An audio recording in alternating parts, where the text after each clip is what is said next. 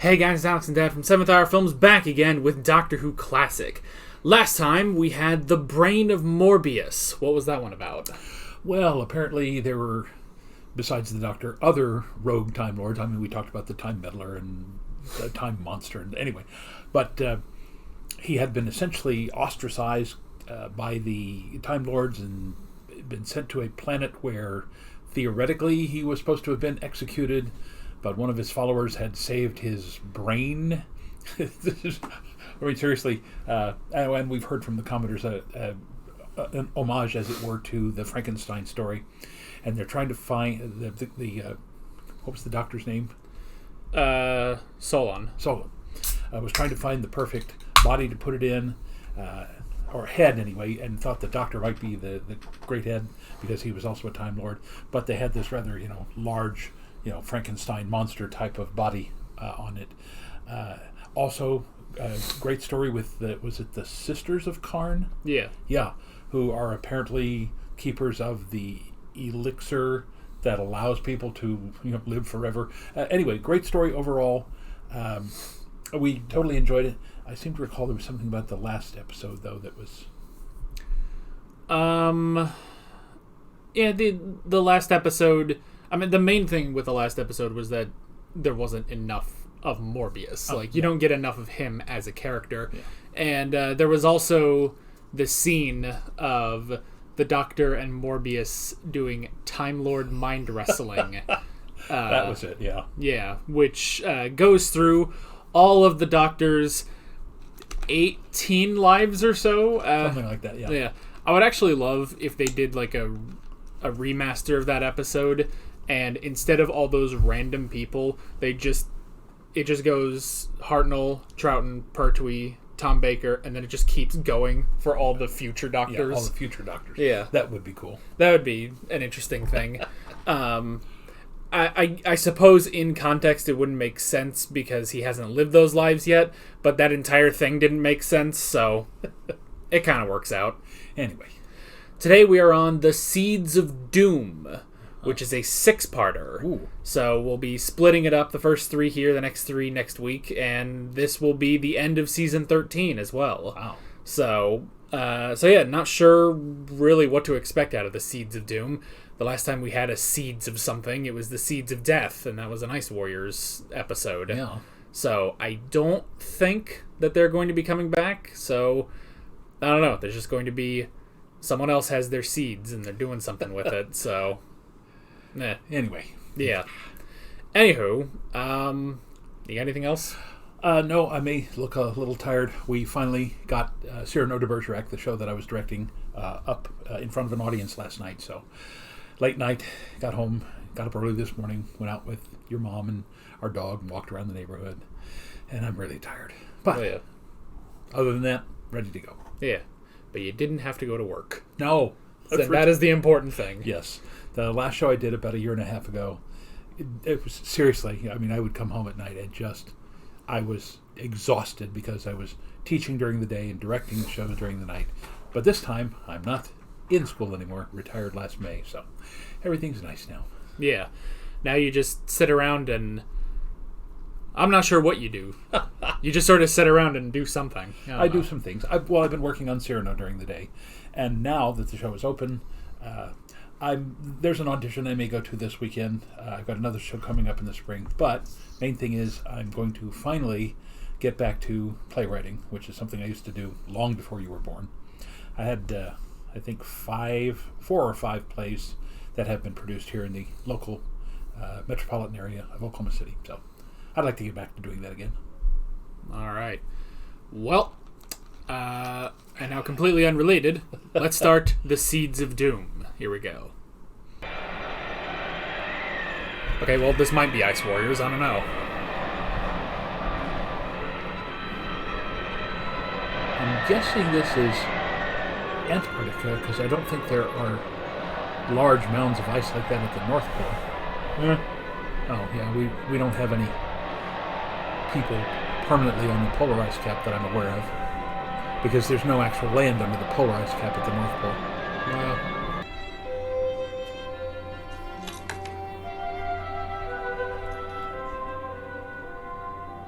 what a beard. A little too delineated, but... If it's from the late Pleistocene period, it can't be tropical. It's a few million years since this part of Antarctica was rainforest. Well, that's the accepted theory. Discoveries like this have destroyed accepted theories before now. Isn't that right, John? John? Oh, last time we were in Antarctica, there were Cybermen. Sorry. I don't know, there's something odd. You don't feel it? Is this a remake of The Thing? Maybe. Polar station with a plant that's alive? Maybe. One of the greatest lines in science fiction, an intellectual carrot. The mind boggles.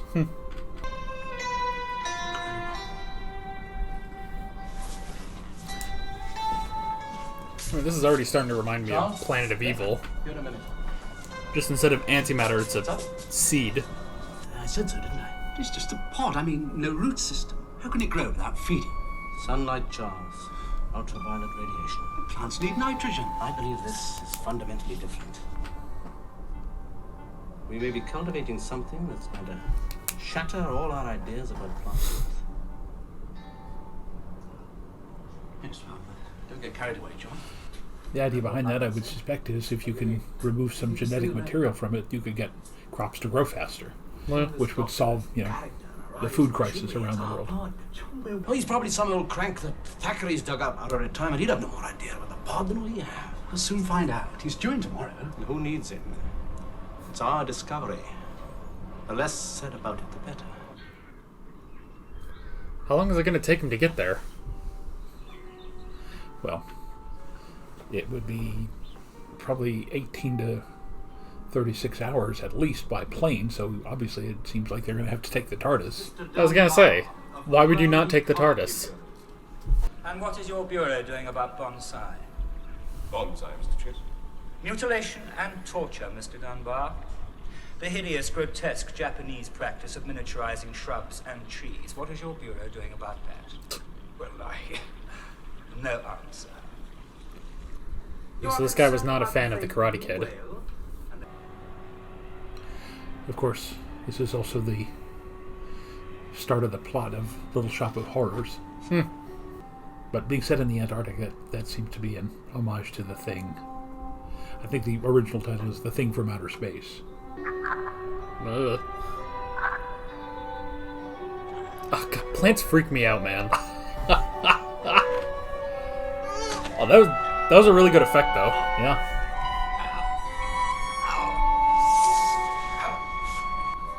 Inspired, no doubt, the chest burster in Alien. Was that Charles? Ugh. The people from UNIT should be arriving now. Perhaps they can help.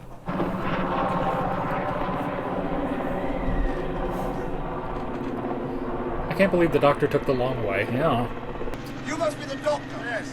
We were expecting someone much older. I'm only 749. Used to be even younger. Derek Mobley. I mean, we all used to be younger. Young doctor's assistant.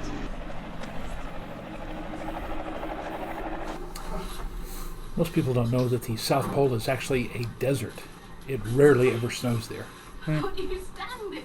Are you okay dressed like that? You don't seem to notice the cold. I haven't come 10,000 miles to discuss the weather, Mr. Mobley. Can I see the sick man?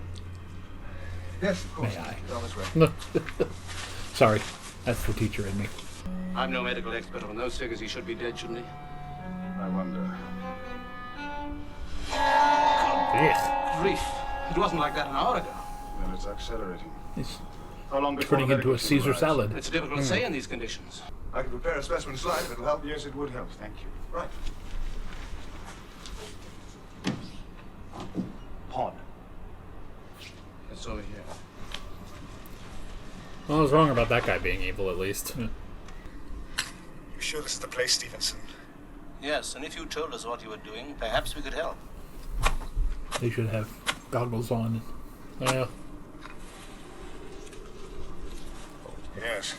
His hands would be Just as I thought. This Time Lord, they've evolved. They travel in pairs, like policemen. What are we going to do with it? Buy it a truncheon? No. Take it into custody and keep it in the freezer. Good to know. It's a good thing they only come in pairs. It's a good thing they don't come in a pair of pairs. Well, that ought to keep it cool. Well, who sold you that? An Eskimo? I know a freezer seems There's superfluous no out here. Eskimos, no Inuits at Keep the small South Pole. samples in Oh, yeah. until they're analyzed. What is it, crinoid? I mean, what does it do? I suppose you would call it a galactic weed. Except it's deadlier than any weed. Oh, sweet, 420. In what way? Well, on most planets, the animals eat the vegetation. On planets where the crinoid gets established, the vegetation eats the animals. If they start asking too many questions, Why worry, Keeler? What can I do?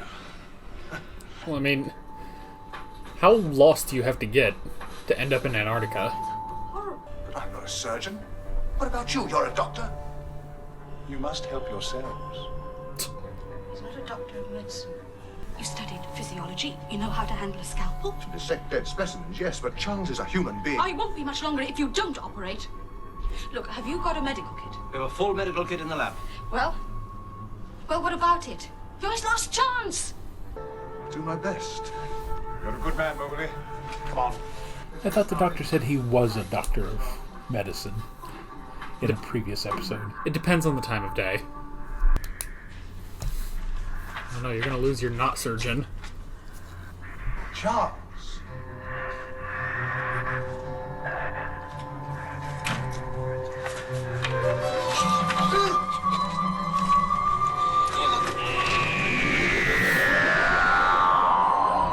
Alrighty. There's a lot in that episode. Well, solid start. Yeah. And again, for the outdoor Antarctic sets that and the models and everything, that was really well done. Well, yeah. You know, I wonder... It's interesting when they have, the Doctor doesn't need any sort of other code or anything. Oh, because he's a Time Lord. Though I do remember the first Doctor needing that the last time he was in Antarctica, but I'm sure there's some excuse. Oh, he didn't have his second heart yet or something like that. I don't know. So, I guess it's a fool's errand to try to figure out Time Lord biology. So Yeah, it would be interesting, even if there was just some one-sentence reference to, oh, I've been here before, to the Antarctic. Met the Cybermen here, or something like that. Yeah. Not a great time. He ended up dying. So, but yeah, very interesting. I like too, because this again does start out kind of like Planet of Evil. It's like, oh, you got the guy who found this incredible thing and he's bringing it back, and you think, oh, well, he's gonna be consumed by it or something, but they're not going with that. And I like that I don't remember his name, but the main guy that found the thing. Yeah. I like that he, at least so far, doesn't seem to be on the villain track, but instead we have Mr. Chase, who really likes plants, but he hates bonsai trees, specifically. Well, mutilation. It's the same type of people who complain that we should not genetically engineer crops and animals, although theoretically we've been doing that for thousands of years, because modern day cattle are absolutely nothing like the cattle from 10,000 years ago. Modern day corn and wheat is nothing like the original wheat from what we used to call the Middle East, now we call Western Asia.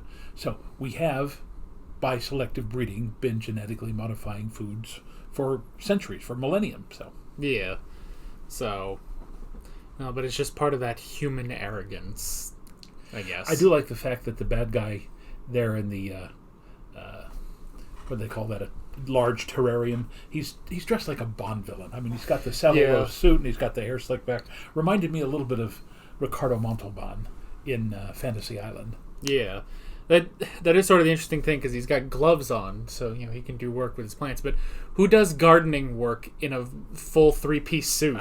Like Bond villains do. Yeah, I guess he just needs like a cat plant.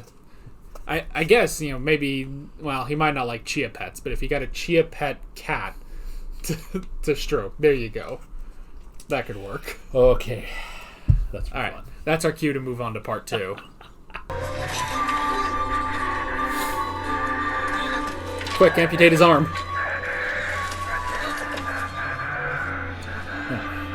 Did he choke him into unconsciousness, or did he infect him? I don't know.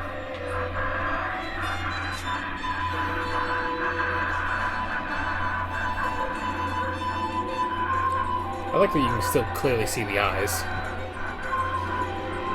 Oh, there he goes. Where's he gone? He left after killing Mowgli. I don't believe it, Jerry. Well, the eyes are gone now. Now, if the pod was frozen, What's that down there? it seems like he would freeze.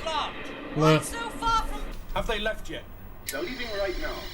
Well, look, cancel them, will you? We don't need them anymore. Everything's under control here. how are you? Is that you, Derek? Oh, I'm afraid Winlet must have collapsed somewhere. Don't you ever listen, Stevenson? Winlet. Winlet as a man no longer exists. All right then, he's a plant or a vegetable or whatever he is now. We've got the second pod in the freezer, and Winlet, the crinoid, is very likely frozen stiff under the snow somewhere. I hope you're right. So goodbye. Is it me, or does the Fourth Doctor get angry like way more than the other three? Does not suffer fools gladly. Nah. Okay, stop talking. Wolfgang Amadeus Mozart had perfect pitch. What happened to him? Who, Wolfgang Amadeus? Oh, him. Oh, he died. How did that happen? You mean you have a homicidal maniac on the loose? Oh, much more dangerous than that. And he's desperate for food and warmth. There's only one place he can find food and warmth. You mean this camp? It's a comforting thought, isn't it? I think we should lock all the doors and windows. What are we going to do, Scooby? This place has It's windows? time we got some real answers.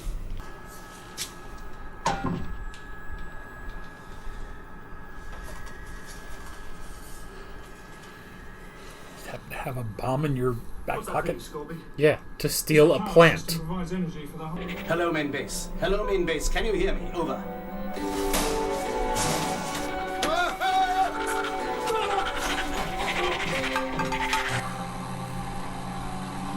I was gonna say you could use the fire extinguisher, but if he's already been in the cold...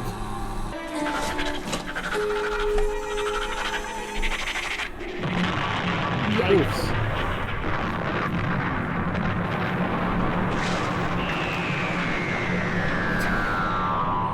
There's a cliffhanger. Did they explode?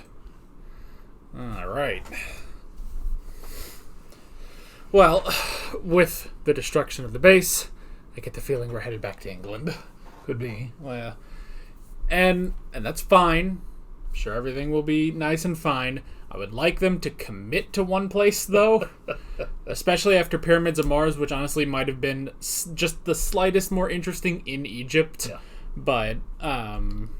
But still, we'll wait and see, and it'll probably be all fine and good. Now, I only have one minor problem with that episode. They're trying to build up the suspense with the bad guys. Unfortunately, I don't remember hearing any background music. There was no sound, so it was just some very long pauses while people spoke slowly, and it didn't generate the same kind of excitement and pace that the first episode did. Well, yeah. And it's just one guy with a gun. You could probably get it from him, Oh well. All right, so we have to assume that the last of the three guys is dead because he got infected.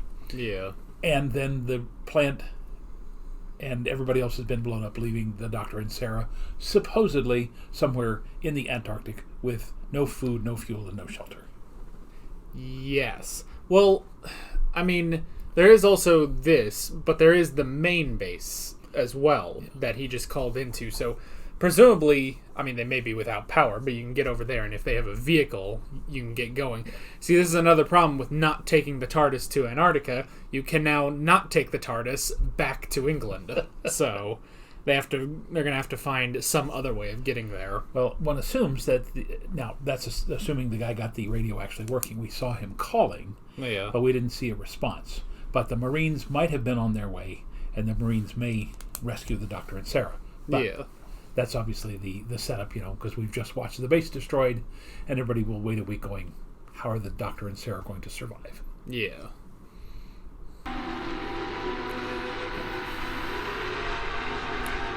There's the cat that they were talking about.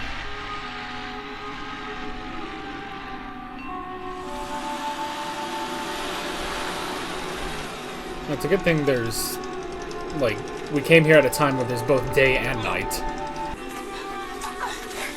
Help me! It's okay, he landed on the very soft snow. He's alive. He has fake snow up his nose. Nah. Good morning. Must be in the greenhouse. Oh, now they got suits. He's in a turtleneck for extra evil. Chase. Well, open it.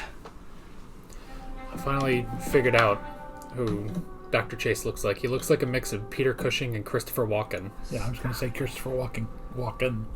Scarcely believe it. In any case, what will be the game? Oh, money? Money. Yes, money. Hired thieves and murderers don't usually work for love. Since you seem to have it all sewn up. I mean, what else is the Perhaps you game can tell us in where all the of the pod is world? now. Doctor? Ah, warmth. This car was ordered for you, sir. Good. Let's go. Sweet. We got a driver and everything. All right, Mr. Chase, they're being taken care of. Ah, no, they don't have a driver and everything. Like that pod. Rolls Royce. Spared no expense for killing your enemies. Where are we? Both of you. Out. This side. You know, the last time this happened, it was an Anton. Good job. Aw, ruined your suit, too.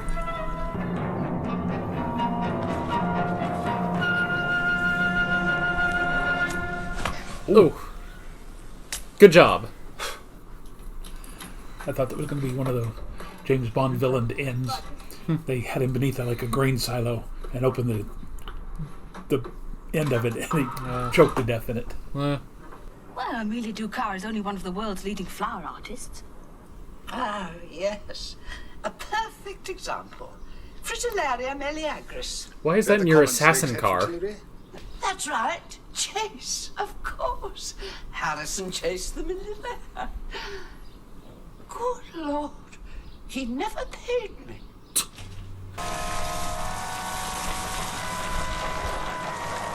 Doctor driving? Yeah. I hope this works. I mean, It's worth the risk he's to had find 2 that cars pod. at least. Yeah.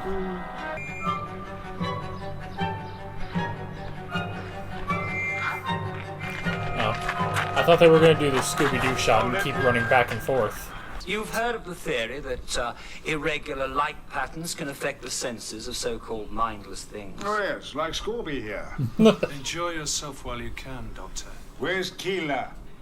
He's engaged in important and isolated research. On the pod. What else? Oh, well, he might become the next dude. Poor Keeler. People say that you should talk to plants. I believe that. Just as I believe they also like music.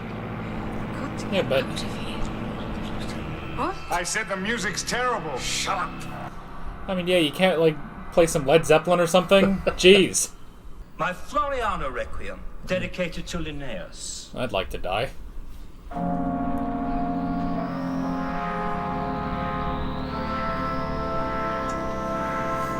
You know, Doctor, I could play all day in my green cathedral. You can, but should you?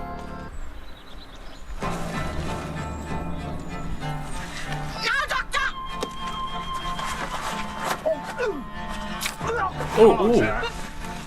Did he just kill him? No. No, it's fine.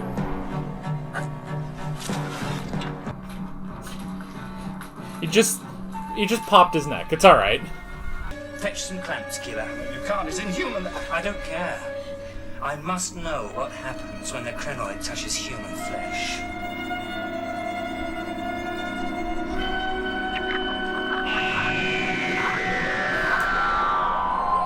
Ugh. It's all gooey and everything. It's like snot. Ugh.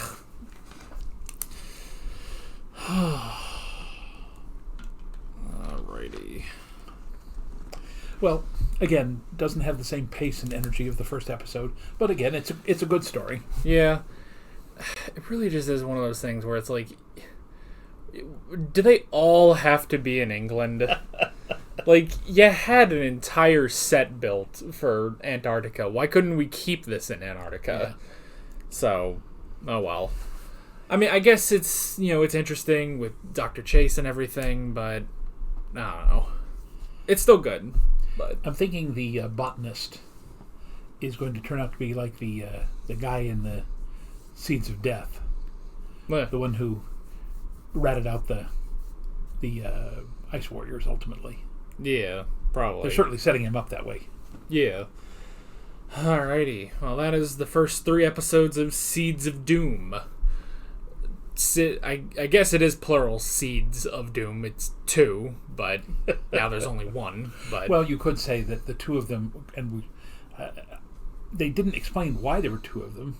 Normally if there's 2, it means that they're going to cross-pollinate some way.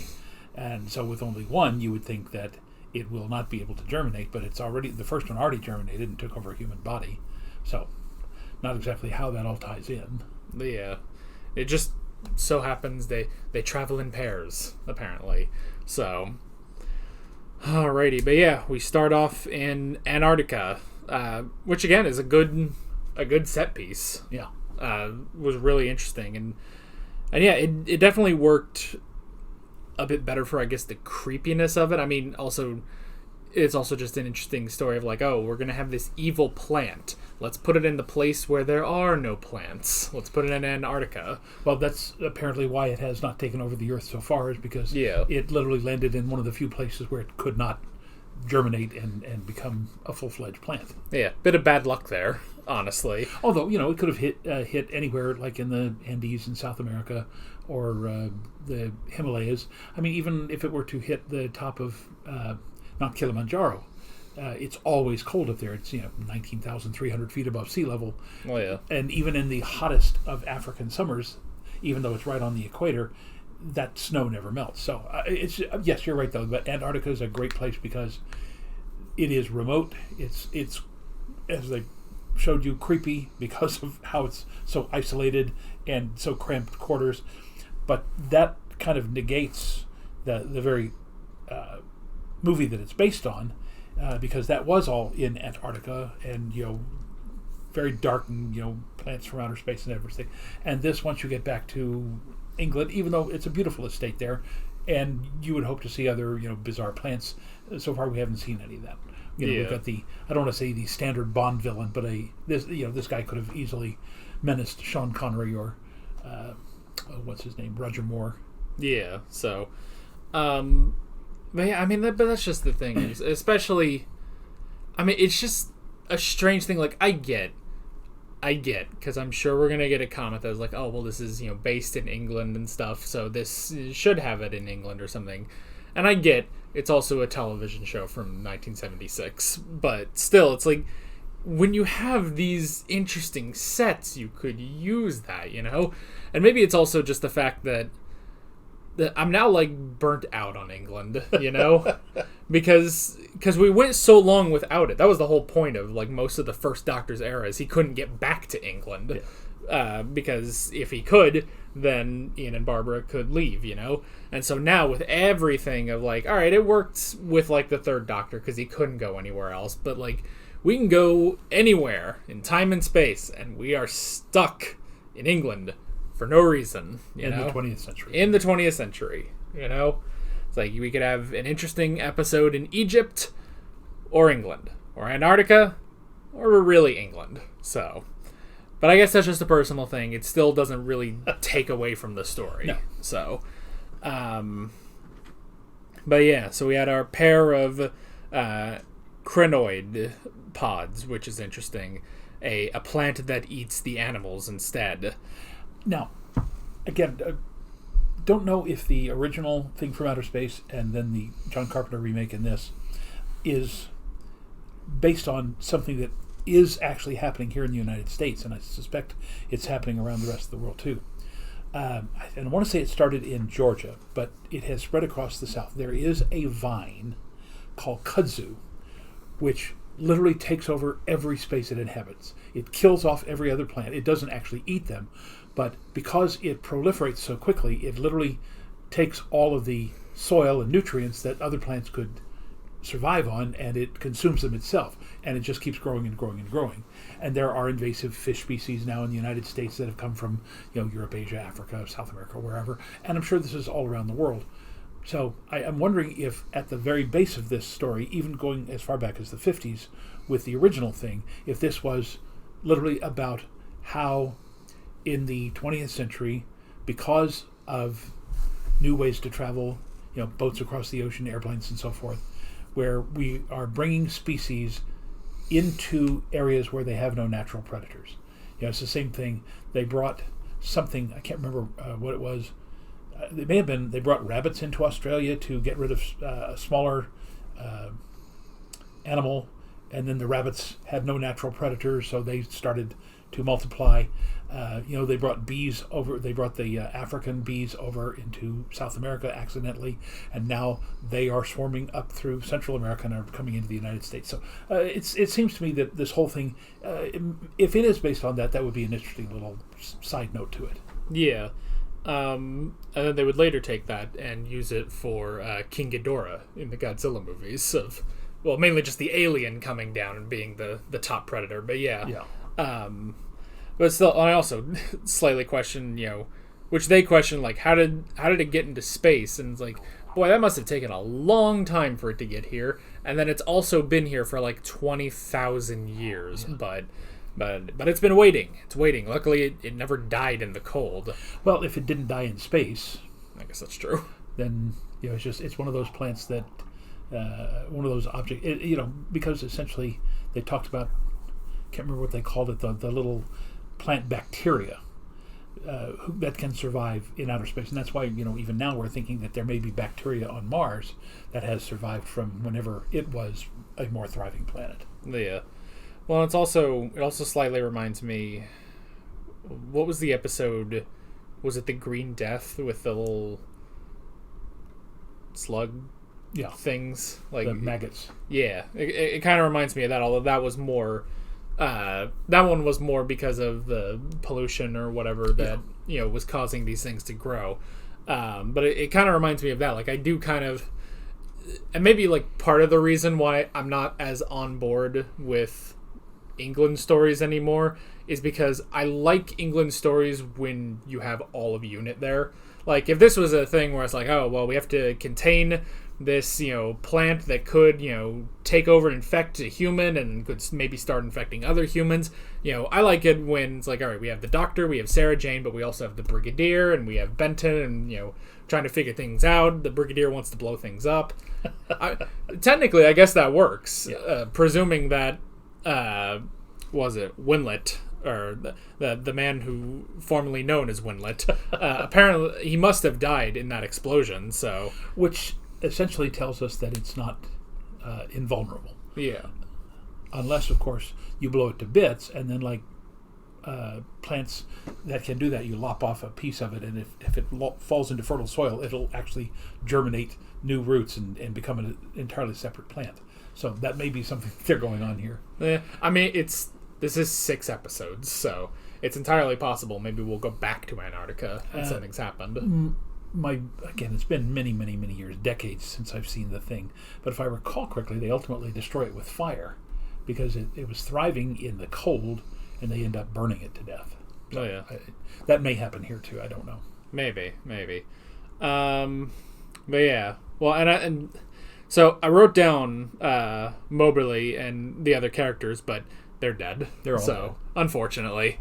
They set up this whole big moment of like, oh, he has to, amputate the arm, even though he's not really a surgeon, but he's got to step up, and then he just died, and that was that. So that's unfortunate. And it is one of those things, like, I hate when they, just drop characters really quickly in a story, especially good characters, But yeah.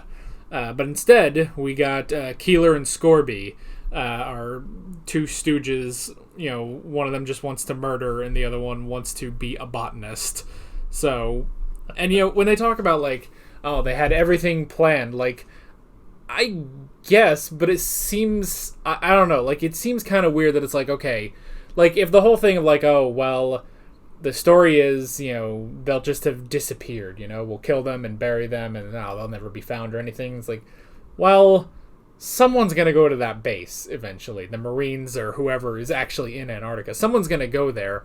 But then the next idea was, we're going to place a bomb, and we're going to destroy it. And nobody will ever question why there was a bomb in Antarctica, and nobody's going to go investigate or anything. I think the premise behind that was that the fuel cell that they were testing was experimental, and therefore it was risky, and therefore if it blew up, people would simply assume that it was malfunctioning, and they wouldn't have looked for a bomb.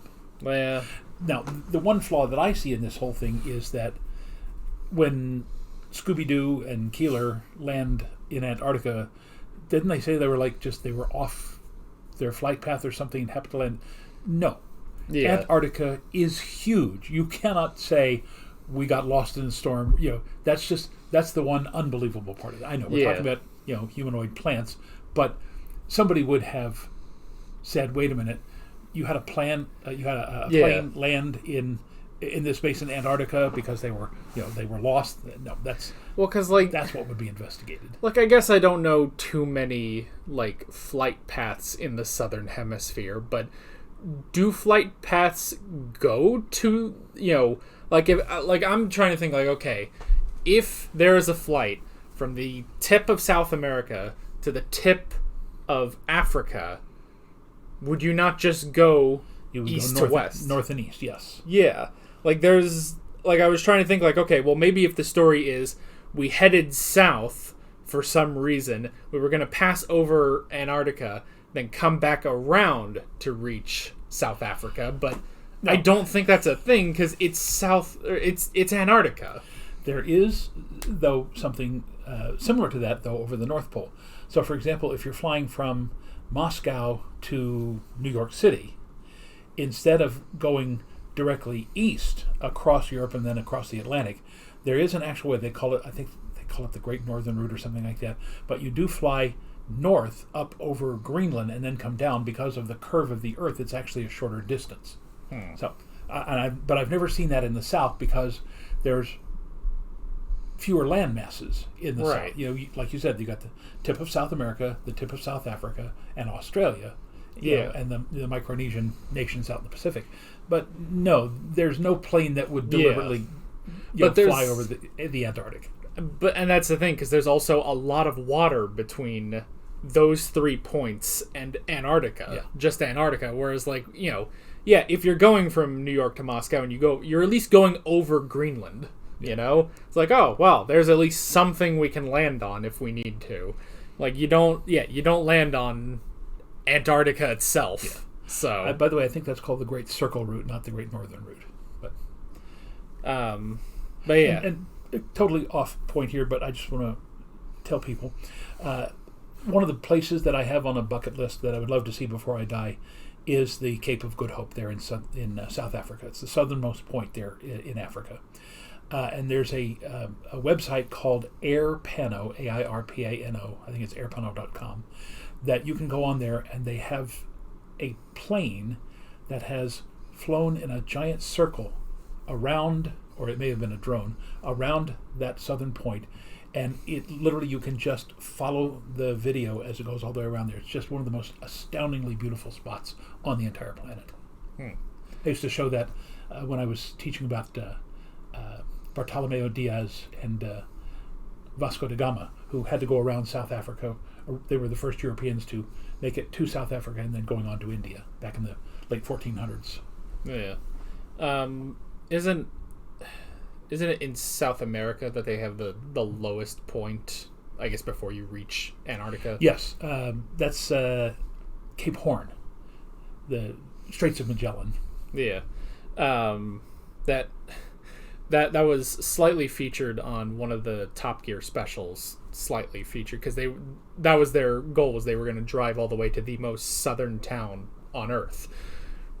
The Argentinians kicked them out before they could get there, but that's beside the point. So now that's really weird. Well, I guess you were talking about town, because the actual southern tip of South America, if I recall correctly, belongs to Chile, not Argentina, but the Argentinians may have the southernmost town.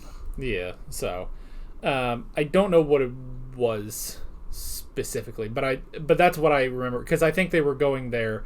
They were going to try to, in their own Top Gear way, to mend relations with between the British and the Argentinians. Yeah, it did not go well at all. And not only were they driven out of Argentina, they all escaped into Chile, and they were like, "Oh, Chile, what welcoming, wonderful people!" So come for the classic Doctor Who, stay for the geography lessons. Exactly. So, but yeah, let's see. So we had Winlet, or the scientist formerly known as Winlet, who got infected. It was a good suit, honestly. Yeah. Definitely a good suit, and I assume we'll see something similar to that if Keeler or Chase ends up getting infected. Yeah. So, which at that point, with Chase, it's like, I understand what we're going for with him, and he is slightly different because you're right, he is more of a Bond villain and stuff. But honestly, at that point, it's just sort of like, oh, it's Inferno all over again. It's that scientist who they go mad and they keep going with this thing, and I mean, at the very least, we've already seen someone transform. They're not going to be randomly transformed into a werewolf, but still, it's like, it's the exact same character type. Yeah. At least this one, I guess, is starting out like, no, this guy's evil. He's willing to kill people for a plant. So, now, just had a random thought here. Agents of S.H.I.E.L.D., remember when Coulson didn't he touch whatever the thing was, and they only saved his life by cutting off his arm. Right. Now, if this was a 4-episode series instead of a 6-episode series, when the plant opens up, it's obviously not going to get Sarah Jane. But if it got Chase or Keeler or something, then especially if it got Chase, then Keeler could take a fire axe and just chop off his arm, and as the doctor had said, that might stop it. Yeah. So, yeah, maybe, I don't know. We also had the painting, which is how they figured out who Chase was. Speaking of that, would you roll through and see who that actress was? I thought for a minute it was Sylvia Sidney, but I don't think it was.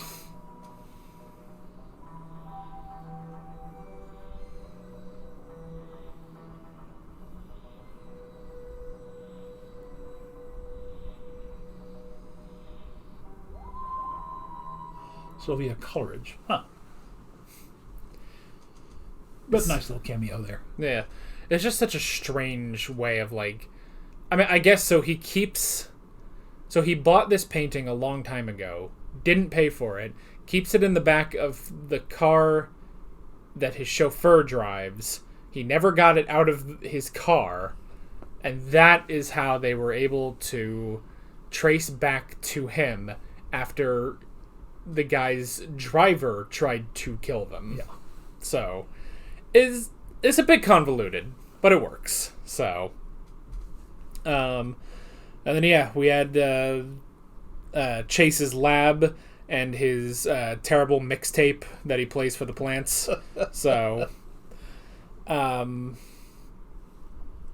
that, I mean, it still was interesting, and he's an interesting enough villain, even if he is a sort of Bond villain / Christopher Walken type character. Yeah. So, and I have to say, the introduction of the plant requiem there, that was interesting, but vaguely reminiscent of the guy in Pyramids of Mars, the guy with the fez who was playing the organ. That was much more effective and creepy because it was an old manor with the pipe organ and everything. This one is just a guy with some dials. Although that may be a kind of a tongue-in-cheek reference to how they created the original Doctor Who theme, because if you recall, it sounded nothing like that until Delia Derbyshire Derbyshire, I'm not exactly sure, got a hold of it, and then she switched it out and made it much more electronic. Yeah.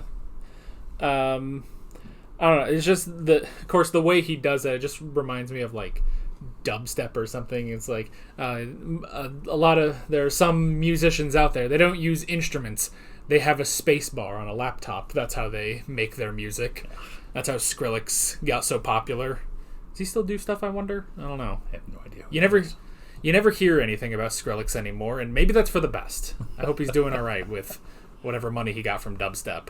Anywho. And then, I guess the last thing is Sarah is about to be infected by the pod, which is interesting. Of course, the doctor's right there. He'll probably bust through and try to save her. So now the rooftop set. The first time I looked at it, the first couple of seconds, it looked like they had actually filmed it on a rooftop. But now I'm beginning to think that was an interior set somehow, because he went over to the window and looked in. So it would be some great stunt work if he simply jumps through the window and comes down into it. That's a Batman kind of entrance. Yeah. So, it's possible. But yeah, that's pretty much all I got. You got anything else? I got nothing. All right. Then next week we'll finish off season 13 with parts 4 through 6. So yeah. With all that being said, we're Alex and Dad from 7th Hour Films, and we will see you guys next time. Take care. Alright guys, thanks for watching this video. There's a bunch of links on screen if you want to go click around any of those. There's a playlist for all of our Doctor Who classic reactions, as well as another playlist for all of my modern Doctor Who reactions if you want to go check those out. There's also a subscribe button and a Patreon button on screen, as well as other links in the description if you want to go check out any of those. See you guys later.